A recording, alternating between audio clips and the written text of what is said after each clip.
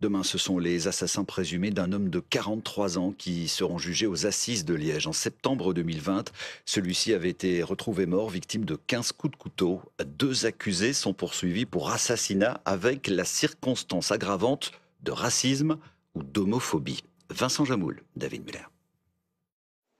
Pourquoi Jérémy Davin, 28 ans, a-t-il poignardé 15 fois Mbaye Wadé quelques semaines après avoir entretenu avec lui une relation sexuelle? Cette question est au cœur du procès.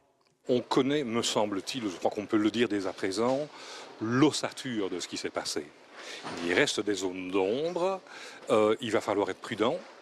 Les raisons pour lesquelles on s'est comporté comme on s'est comporté, nous ne les saurons sans doute jamais. Mbaye Wadé vivait en couple avec un avocat liégeois. Dans leur maison, au deuxième étage, il y avait une chambre pour les relations extra-conjugales, souvent imprégnées de cocaïne. C'est là qu'il est retrouvé poignardé. Lors des interrogatoires, Jérémy Davin déclare avoir été humilié par Mbaye Wadé, qui aurait refusé d'interrompre une relation. Plus tard, il déclare que d'autres personnes sont arrivées, qu'il y avait beaucoup trop de monde.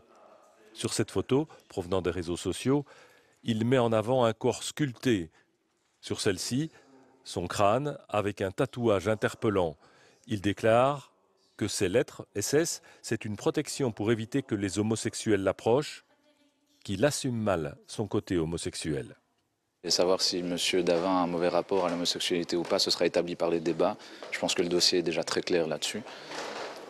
Nous, ce que nous allons défendre en temps et en heure devant la cour d'assises, c'est qu'il n'y a pas eu de volonté de préméditation dans ce dossier. Le 17 septembre 2020, Jérémy Davin, accompagné d'un complice qui serait resté à l'extérieur de la maison, aurait voulu se venger de l'humiliation subie en mettant un couteau sur la gorge d'Mbaye Wadé. Il aurait ensuite été emporté par la colère. Dans ce procès, plusieurs associations luttant notamment pour les droits des homosexuels sont partie civile.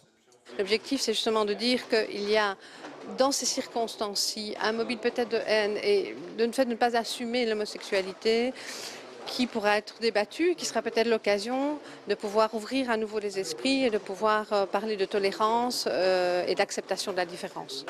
Le procès de Jérémy Davin, qui a laissé ses cheveux repoussés, durera au moins 3 semaines.